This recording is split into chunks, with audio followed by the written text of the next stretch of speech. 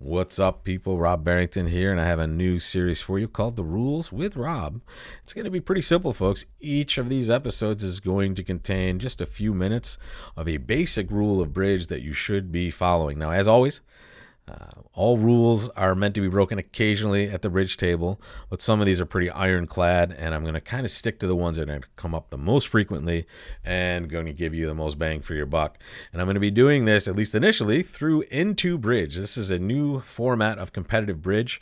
If you look at my first video on this series, it's kind of an introduction into bridge. It'll tell you what we're doing with this format, but it is super addictive, and it is a whole bunch of fun because you're playing one hand versus one person, and you're trying to climb up a leaderboard. If you win, you get plus points. If you lose, you get minus points.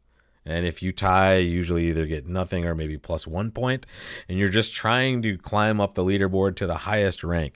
And the highest ranking player last month was a friend of mine named Steve Weinstein, who is one of the best bridge players in the world. So you have a lot of really good players playing on this. And here, in fact, is my ranking. I've been playing only for a little bit of time, and I'm kind of just getting used to the format and the robots. And I'm at the 9 of diamonds right now. So you can follow along with me in these videos to see how much I've been playing and or winning or losing, to see how high I can get with my ranking. So let's jump into the rule of the day, folks. What we're looking at here is a special situation where our partner has opened one club, or one of a minor specifically. Our right-hand opponent is overcalled one heart, and we are choosing what to do with our hand. Some of you might just instantly look at this and say, I'm going to respond one spade because I have 4 spades. But you forget, you have 2 bids in this situation that are going to show spades. You have 1 spade, and you have the negative double. So let's jump over to the rules section and talk about this specific situation, which is the negative double. This is our responding double. Our partner opens the bidding, our opponent overcalls in a suit, and we make a double. This situation is special, though.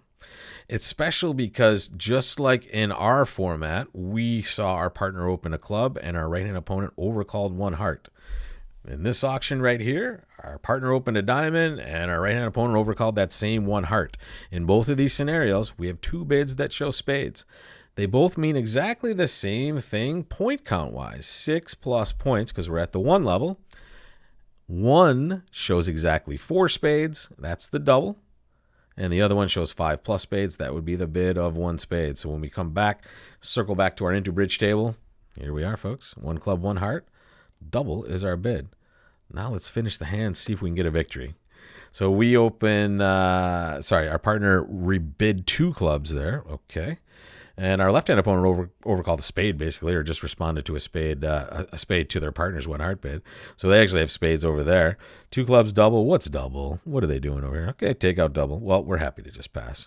Our partner has a 6-card club suit. We have queen, X of clubs. Ooh, they're letting us play double. So here, folks, this might have been a good time. I don't know if you noticed. I showed it to you in the introduction video, but there's a little dice thing. Maybe if we got to play this doubled, if we knew we were going to get to that, maybe we would have just hopped in and taken a little extra double points risk. But here, I think we're going to do just fine. We have a couple of weird spots here. We want to take a club finesse. Right, so we're going to want to play a club from this side of the table for sure, towards our ace jack 6th. However, we're also going to want to lead a diamond towards our king, right? And let's take a look at this auction here. You can see, I can just always see what the auction is. They overcalled 1 heart, which was 9 to 17, and then they doubled 10 to 17. Usually means they're short in clubs, so it's likely that we're going to have to lose at least 1 club anyway. Because we don't have the 10 or the 9. So maybe it might be worth leading towards that king of diamonds. However, first of all, let's do something important. And they opened a heart. We would love to take a rough and dummy, right? But first off, let's just lead a diamond. Okay, that didn't go well, but I mean, maybe they're hooking us up here, and we're only at the 2 level, folks, so do not worry too much about this. And now the question is, do we rough or do we pitch a heart that we're not going to be very likely to rough anyway? Good question. We don't necessarily know this is breaking uneven here. So yeah, okay, good. there we go. We'll take that. We'll take that to the bank for sure. So at this point, I don't mind maybe playing a club to the jack and then ace of hearts, ruff of hearts. I suppose we could play the nine of diamonds and see what they do. If they ruff over here, maybe we take, whatever. Let's think about right-hand opponent's hand though, right? Righty opened a heart and then made a takeout double, right? So they do have 3 diamonds. They had 5 hearts. We know that.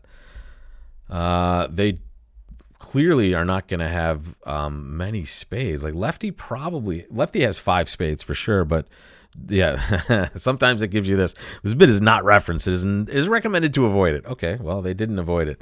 But here you expect them to have at least 5 of those. I mean, the double maybe was penalty, I suppose. That's the problem with the robots.